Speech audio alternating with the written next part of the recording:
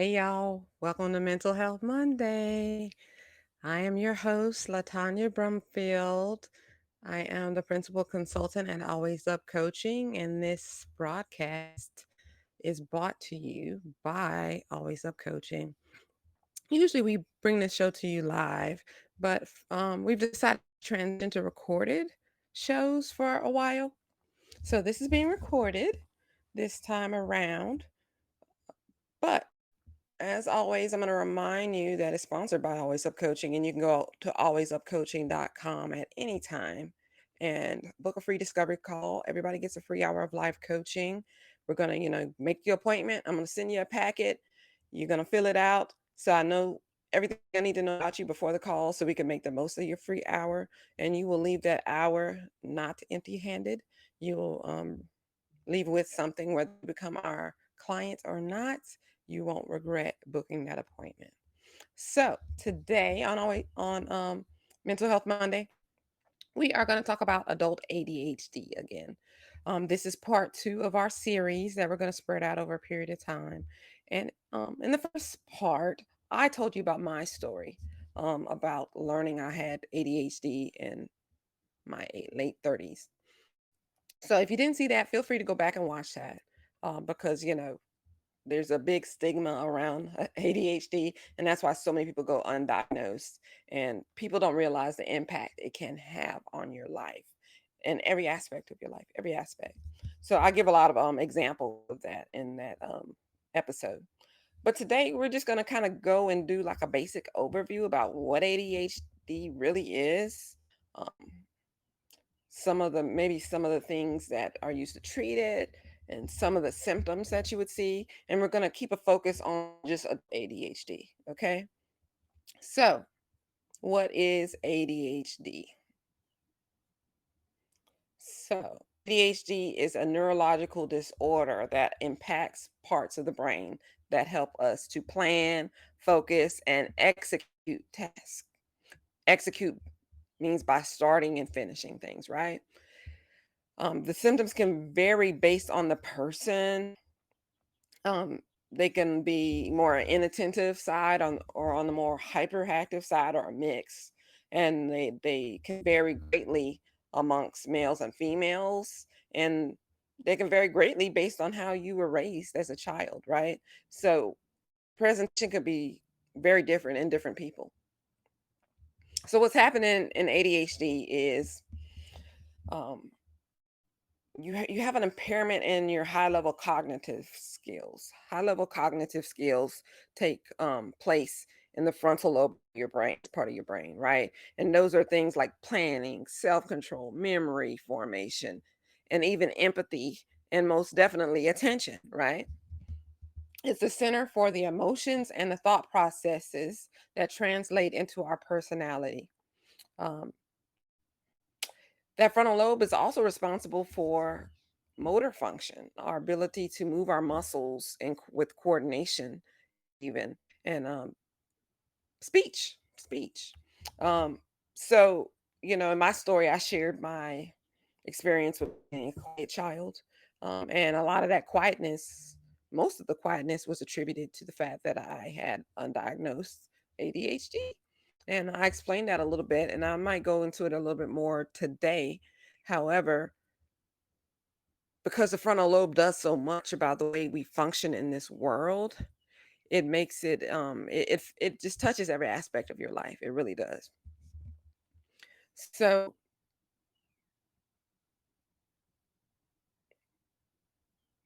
the main thing that's happening in the frontal lobe, and I'm gonna try to keep it real simple. There's things called neurotransmitters that make our brain function, right? And there's two of them that are operating to do a lot of processes in our brain, and that's dopamine and norepinephrine. And so the main thing is in ADHD, there's a deficiency of those two neurotransmitters. So our frontal lobe can't function as it should, right? So you'll see that a lot of personality traits that are developed by people with ADHD that's undiagnosed are based on doing activities that seek out things, activities, substances that cause release of dopamine in our brains, right? So ADHD, um, the diagnosis on the DSM, which is the official book that psychiatrists and psychologists use to give diagnoses to people, has changed over the years. And I'm not going to go into what the current state of the diagnosis system is, but what is known that is that there's people who are primarily inattentive in their presentation of their symptoms, and there's primary people who are primarily hyperactive, impulsive in their symptoms, and there's combined presentation. But I will say everybody has a combined presentation. It's just some people lean towards one side or the other.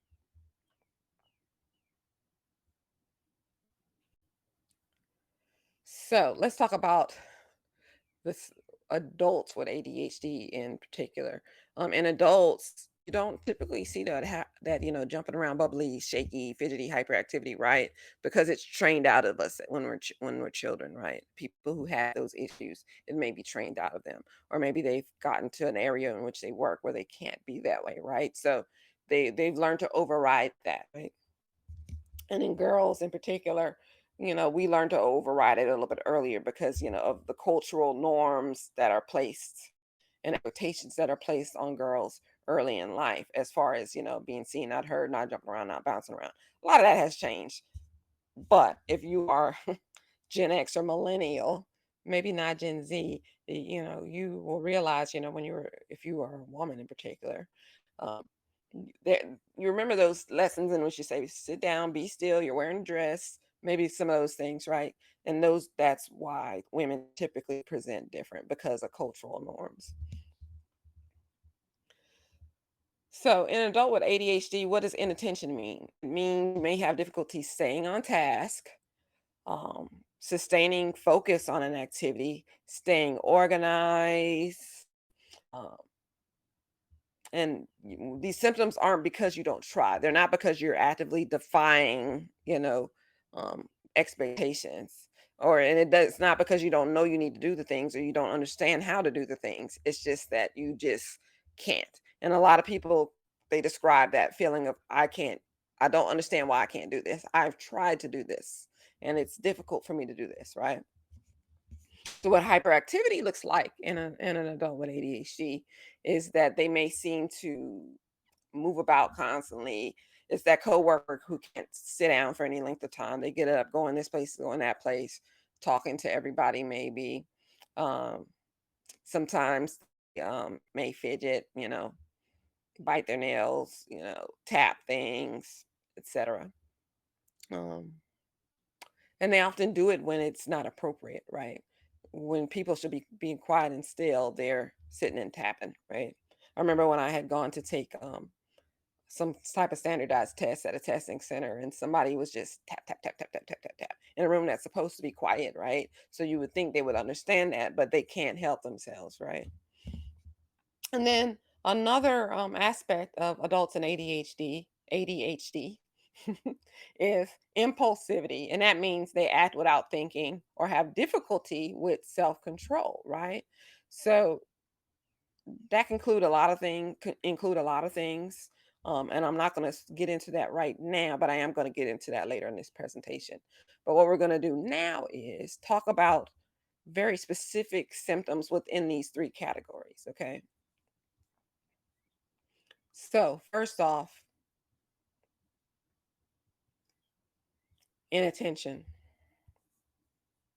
And I'm getting to my notes here, y'all. I'm making them a little bit larger so I can see.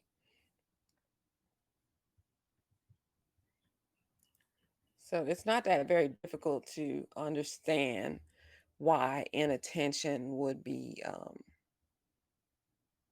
a difficult task for someone with ADHD, right? But here's how it might show up. You're missing small details and tasks.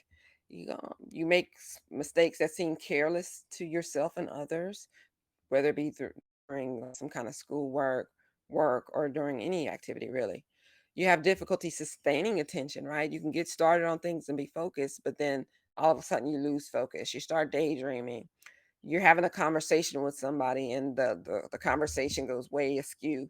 And then you can't remember what you were initially talking about, right? You can't pay attention to long lectures, right? Especially where you have to be still during the lecture. um, you have difficulty with reading. Now, that's something I always had difficulty with in my life, and I never knew why. Because I was a smart kid. So smart people are supposed to like to read, right? That's what they say. But I always had difficulty reading to the point where I would have headaches. And I think that was because it took so much mental energy for me to read, to pay attention to what I was reading and remember what I was reading, right? So they also seem to not listen when you speak to them directly, an adult with ADHD, right? They may seem to be daydreaming, right? And even when they seem to be daydreaming, they may be paying attention, but oftentimes somebody with ADHD cannot look at you directly when you're talking to them, right? Because looking in your face while you're talking to them is distracting to the person with ADHD. I know this was an issue I had in relationships. I had somebody that I was dating that, when we were having a conversation, he wanted me to look in his eye, look directly at him at all times. I couldn't do anything else. And that's something I just couldn't do, not for any length of time at least. So I had to be looking somewhere else. um, Even, as I speak here, you'll see sometimes I'll look up, I'll look down, I'll look to the left, look to the right, because it's difficult to continuously look straight at the monitor unless I'm reading something or looking at someone for any length of time, right? But in a conversation, I would be maybe like scrolling on my phone, not really doing anything, but just doing something enough to produce a little dopamine so I can pay attention to the conversation. And for that person, that was a problem because that was his perception, is that I didn't think he was interesting. Didn't think the conversation was interesting. I found him boring. That was the perception. So that's one way in which the inattention can affect your relationships. And it does. Also, people with ADHD can find it hard to follow through on instructions, right? So situations in which there's a lot of steps involved, right? That's when we're missing a step, or we're deciding to go left on the directions. We read the directions, but our brains telling us there's another version, so we can't stay on task and focus on, here, I have directions, let me use these directions. We have difficulty staying organized. Um, and organizing tasks, right? So staying organized not only in life and our things and keeping things in the right places, but also in tasks, maintaining sequences of activities and such. But we lose things a lot because we have difficulty staying organized, but also because our memory is impaired, right? So I have systems and routines that I put in place because of that, right? I get home from work, and if I don't put my keys where they're supposed to go, I don't remember where I put my keys, right? Even if 10 minutes later I want to go somewhere, my brain does not register a memory of where I put my keys. We do things in a very robotic fashion, and we appear to do things sometimes in a robotic fashion. However, we don't always register what we're doing, right? So I will lay my keys somewhere that makes very good sense in the moment, and I have every intention of knowing that that's where I set my keys. Because maybe I'm running to the bathroom because I have to go to the bathroom when I first get home, or maybe I come in the door, my kids are asking me to do something, or the dog's begging to go outside. If I get distracted and I say to myself, "Oh, I'm gonna put my keys here," right? I do not remember putting my keys there when it's time to find the keys again, because my brain does not lay down memories all the time, and it doesn't lay them down normally. So we lose things. We lose things. And it's not because, we're careless, because in the moment we don't think we're being careless. We just think we're putting the keys in a place that we'll know to come back and get them there later, right? With every intention of going back and putting them in the right place. But we don't register the memory of what we did. So we avoid tasks that require sustained mental effort. For children, young adults, and teens who are still, obtaining, that can be long study sessions, homework, big projects. I used to be the night before paper writer, and I got very good at it. I could lay out 10 to 20 pages the day before a paper was due. And it's because I avoid that task at all costs. But then when the heat was on and I had to get it done, The stress of the situation would release all this dopamine in my brain, and I'd be able to do it, and I'd be able to do it well. It's not a good habit though, because sometimes guess what? Your computer stops working or the internet is down and you can't upload the assignment. Like that's how it impacts people, even when they're the smartest people on the planet. They aren't able sometimes to make the grade because of those issues. Often they lose things necessary to do important tasks, right? So, like, you know, I can't find the article that I'm supposed to be writing the report on at the last minute, right? Um, but we often lose things we use often, right? So, keys, cell phones, things that we have around us more often and that are more likely to be part of the regular routine are the things that get lost because we start doing things robotically and our brain is not putting down the memory. We daydream, especially people who lean towards the inattentive side. We daydream a lot. We also are good at daydreaming while actually focusing on something.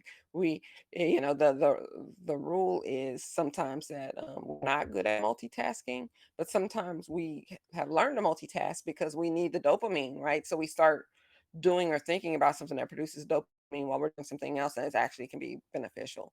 The problem comes in that sometimes when there's too many things in your head, right? And you're not able to focus on doing the one thing that's most important. So we forget things, tasks. We don't also forget where we put things and lose things. We forget tasks, right? We forget to pay the bills, which is a big deal in adulthood, right? It's something I struggled with. We forget to do important chores, run important errands, return people's phone calls, respond to texts. If you text me and I'm doing something, I look at the text, I have every intention of replying to your text later, but I may not remember that you texted me, especially if I get in two or three more subsequent texts after your text, right? So when I open my phone, I'm not going to see it on the main, on the screen when I open that next text. I may not remember for 3 days from now, and I may remember at some random time, and that's another way that relationships suffer because people think we are devaluing communicating with them, right? Because we're not returning the calls, we're not returning the texts. Um, but yeah, we forget those things. We forget appointments. There's been a couple times where I've known I had an appointment at my doctor's office days before. I've thought about it every day before, and I even thought about it that morning when I woke up. But I got to doing other things around my house, and before you know it, my appointment's at 2 p.m. 2 p.m. came and left, and here I am, at my house doing something, that could have waited, obviously, but I just forgot. Like I don't have a mental time clock, and I don't have a mental alert system. That's something that people with ADHD struggle with. Is we're told the terminology is timeline. We're blind to the passage of time. So it could be a benefit, if you're writing that long paper, right? It doesn't feel like you've been sitting down for 8 to 10 hours writing a paper. Um, it could be a benefit in that case, but in real life, if you're doing something you're not supposed to be doing, you can end up doing it for hours, and before you know it, it's like, oh my goodness, I got to go do this, I got to do that, I got to get up and go to work, you know, that kind of thing. So that's intentiveness. Those are the symptoms that people with adult ADHD deal with. So next category, hyperactivity, right? And this one's kind of real short and to the point because it's going to look a lot different in different people.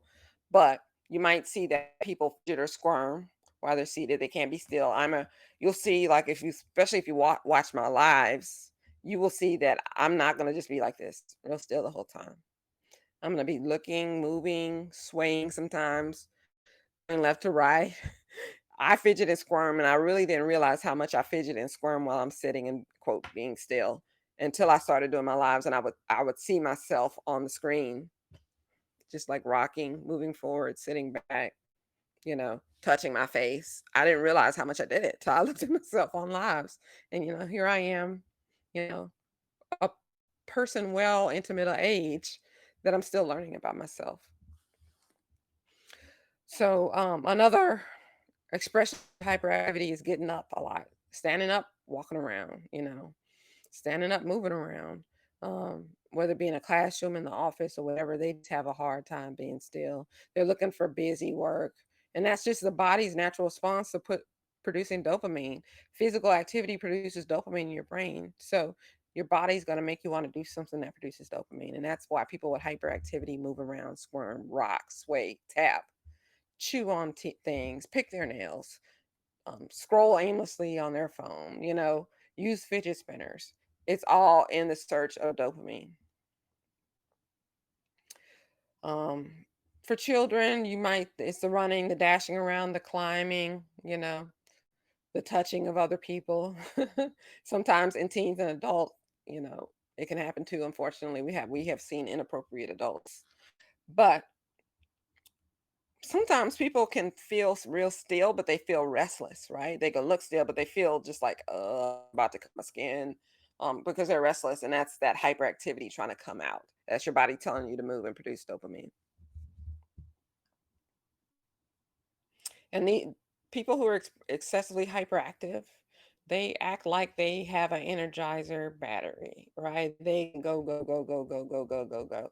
Those are those kids that go all day long, nonstop, and they don't even have that moment where they get cranky and cry, right? They keep going until they just literally lay down and go to sleep, pass out.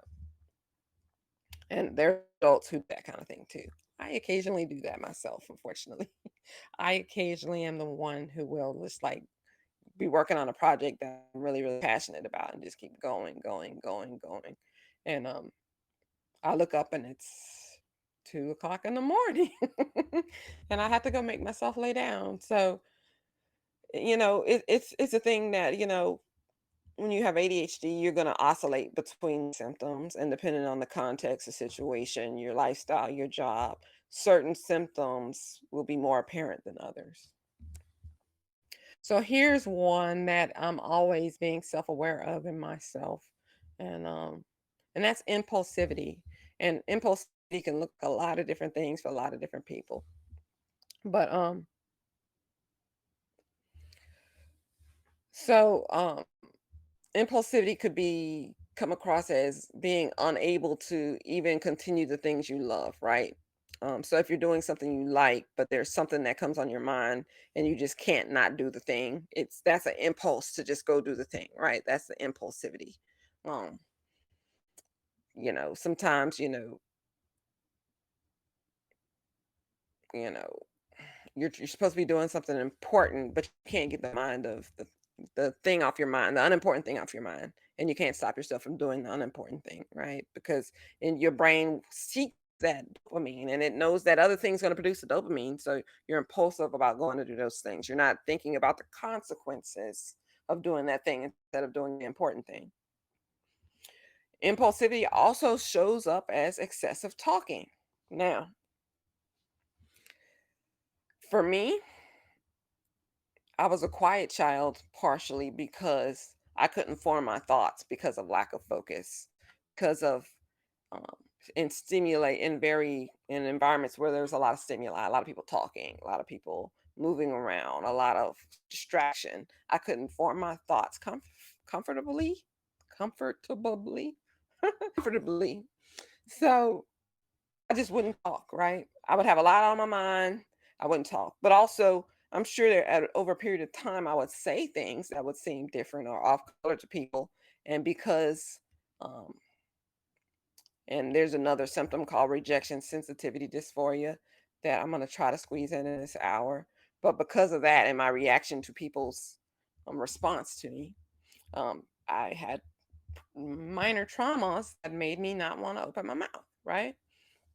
But we talk excessively when we do talk, right? So I'm the type of person who's either super quiet or super talkative. And when I did finally start treating my ADHD with medicines, prescription medicines, I did notice, however, that that part of my symptomology actually came worse, right? Because it took away that rejection sensitivity, stopped caring as much or focusing as much on what people thought about me. So that opened me up to be more talkative, right? And the impulsivity came in. It's like I had to say the thing. I had to tell the person about the interesting thing I knew of. I have special interests.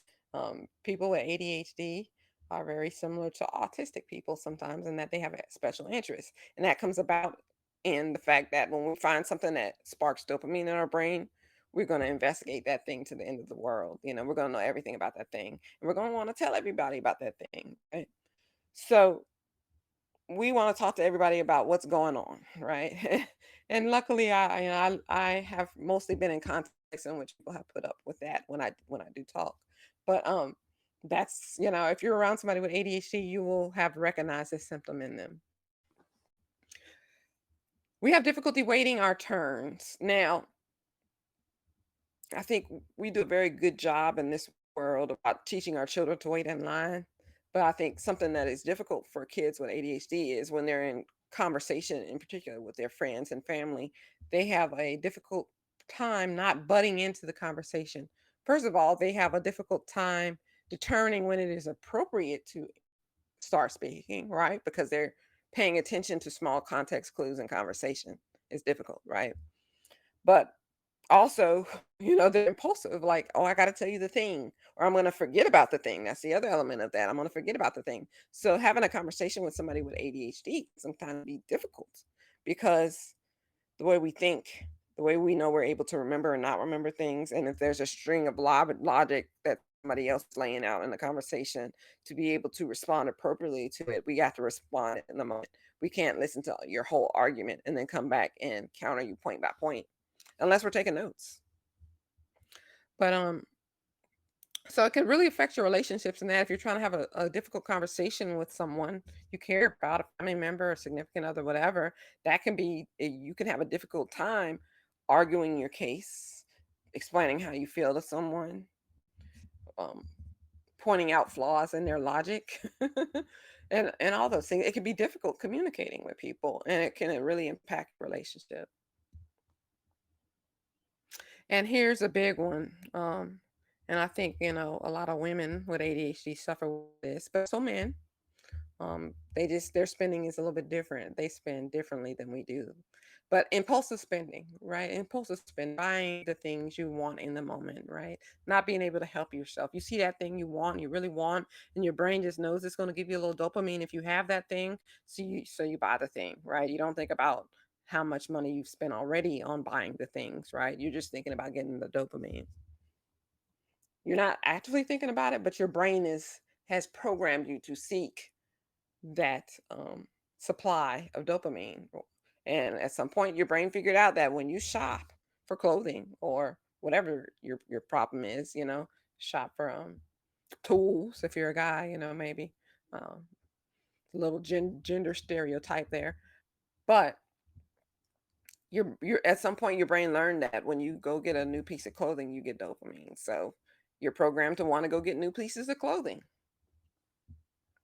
So what causes ADHD? Like, well, what are we gonna do about it? How are we gonna cure it? There is no cure, right? And we're not sure what causes it, but we know that there's a genetic component. So often you will see that if you have these symptomology, if you have ADHD, you will have one or maybe two parents that also have some symptoms and some level of ADHD. It just may present differently. And if you have children, you will notice that they have symptoms maybe, and it's on a spectrum. Um, and the thing I'll say about ADHD, because I want to make sure I say it before we end this conversation, is that just because you have it doesn't mean you need drugs. Just because you have it doesn't mean it's going to have a negative impact on life. It's all contextual. It depends on, maybe what your job is. It depends on what your support systems are.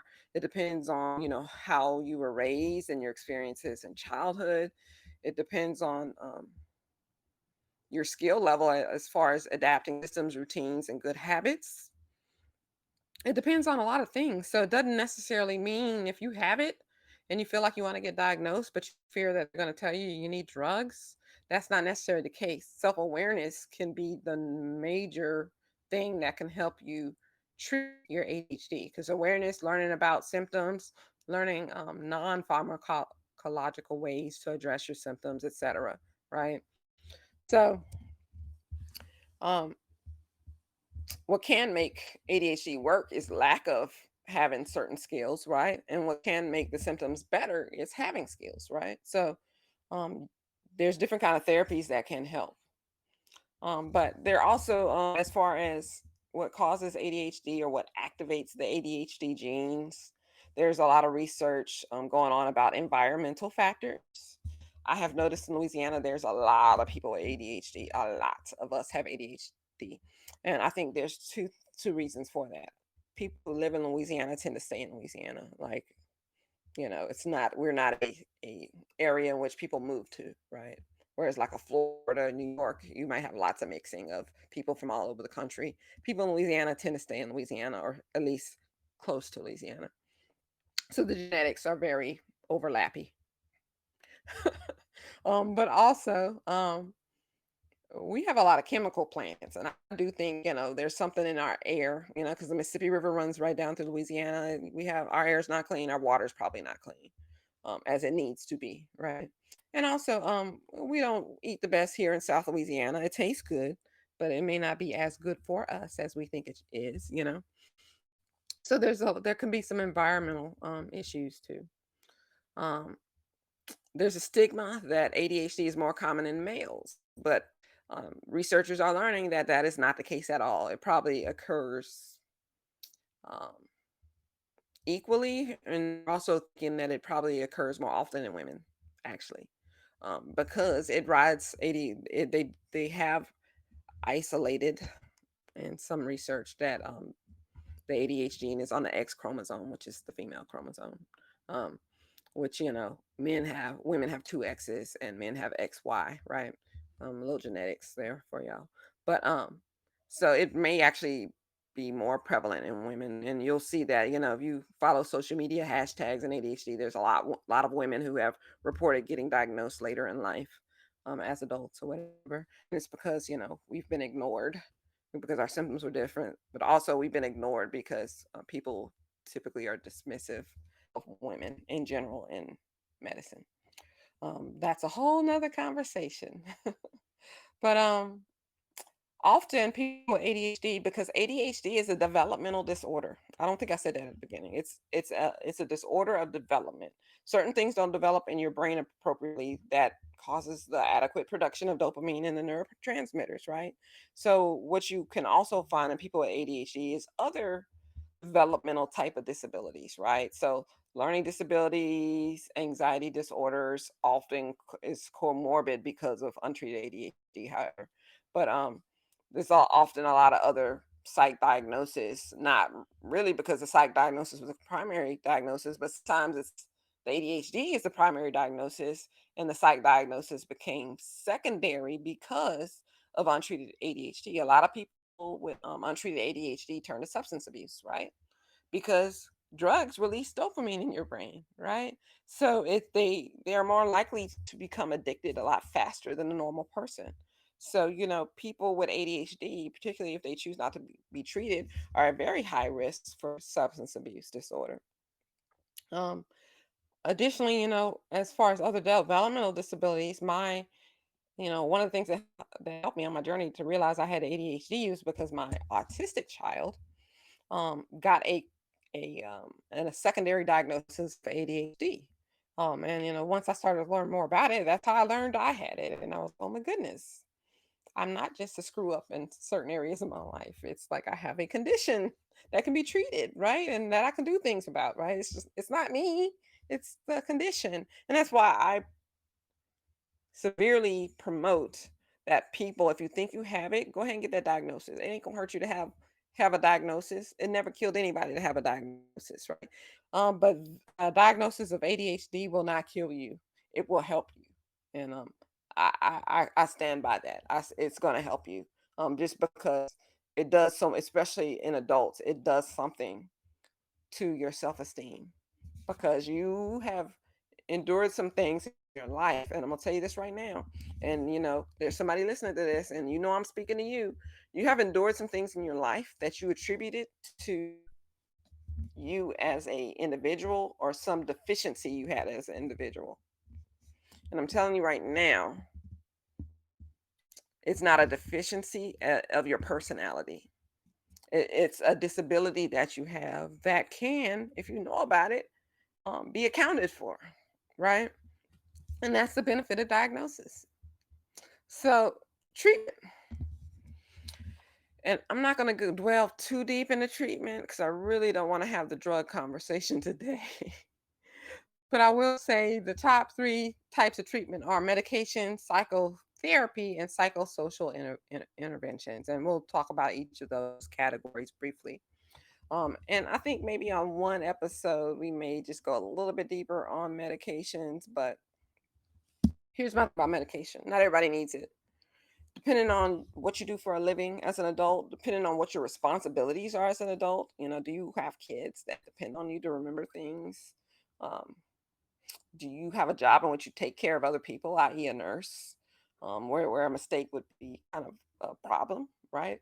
Um, or are you an artist, right? Who can wake up whatever time they want and be as creative as they want, go to bed when they want, right? Are you financially, were you born with a silver spoon, and you're not dependent on a job, right? And you can afford to lose a job because you have financial backup, right? Um, L- are you have you been are you self-aware about your symptoms, right? Especially when it comes to relationships, right? And are you able to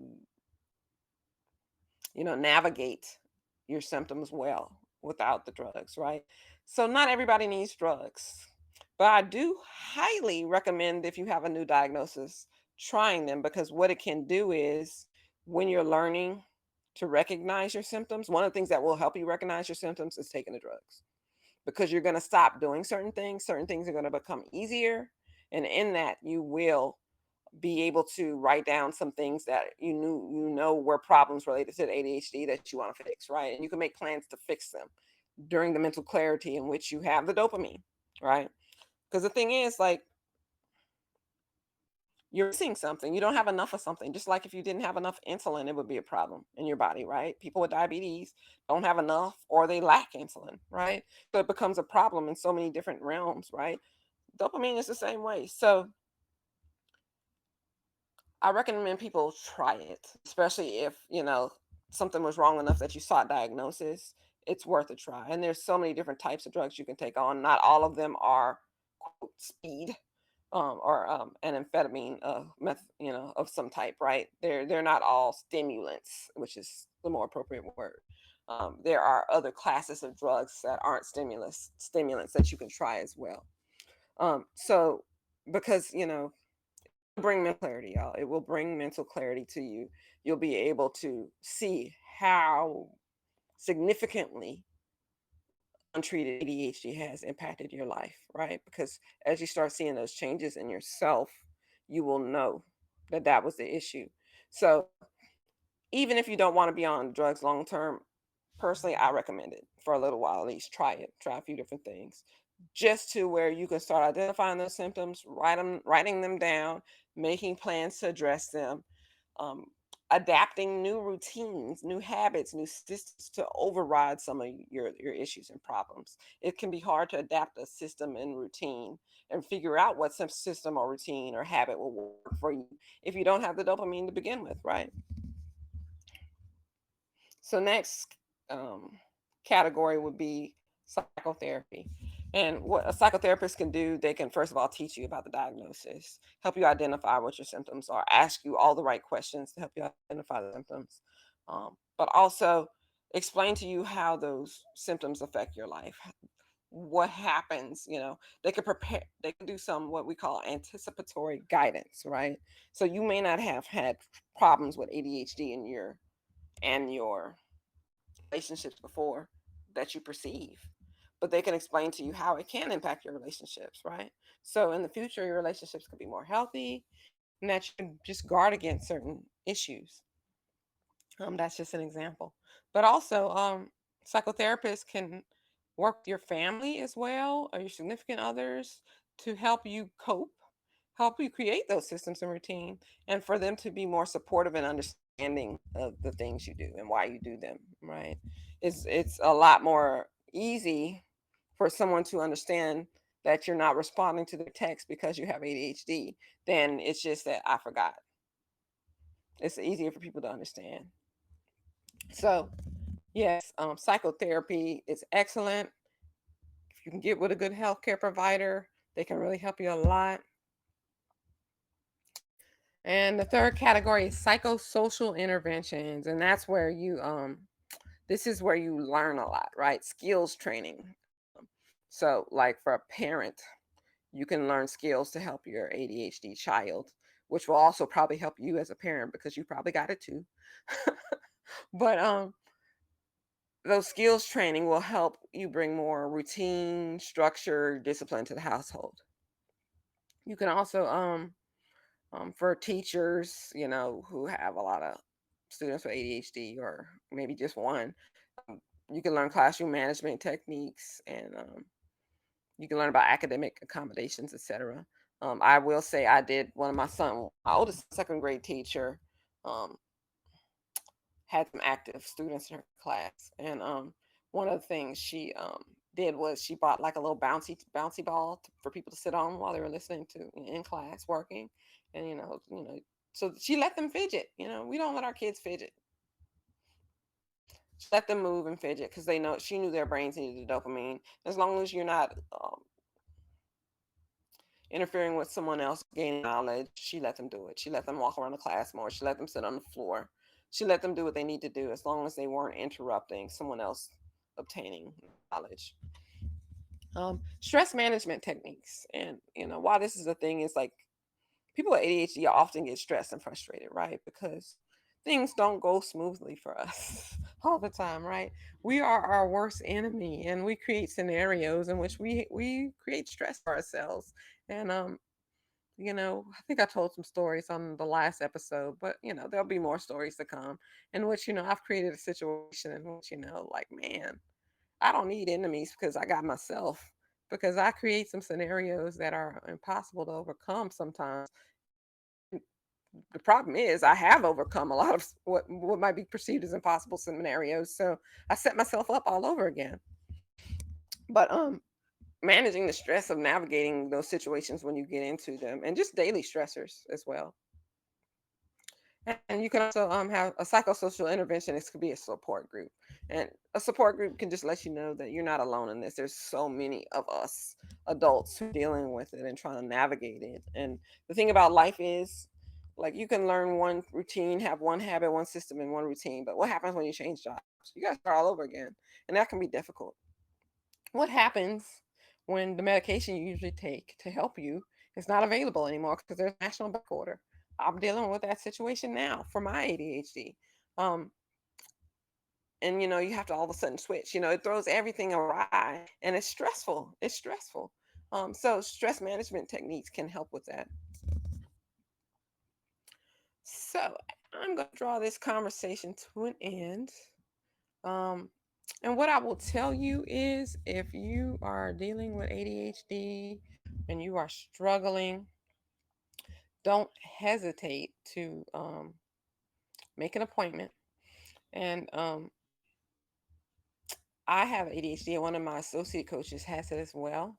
And if you can't, for some reason, get an appointment with me, or if you prefer Laverne, she also has it. At some point in the series, she'll come tell her story about diagnosis.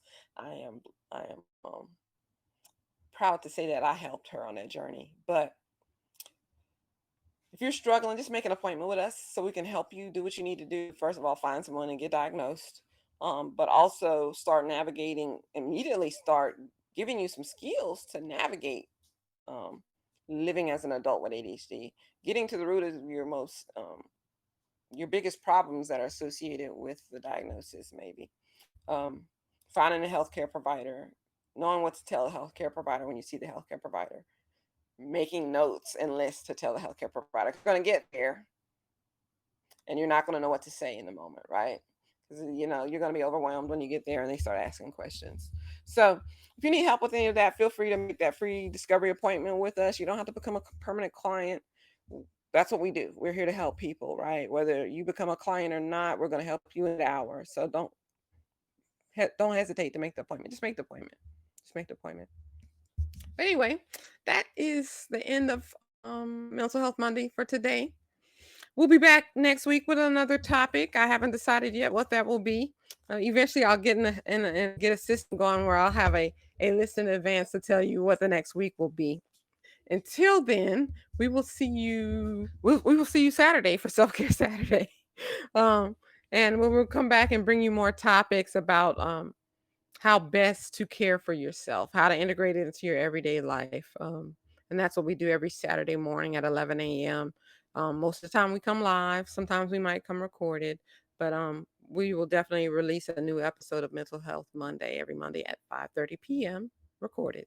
Okay. Don't forget to make your appointment. Follow all of our socials. We appreciate your support. We hope we're helping you with these episodes. Feel free to make comments, ask questions in the comments, and also if you have any other topic you want to hear about on Mental Health Monday, drop that in the comments section too, because that's what we're here for. We want to talk about the things you guys want to talk about, okay? But until next time, bye.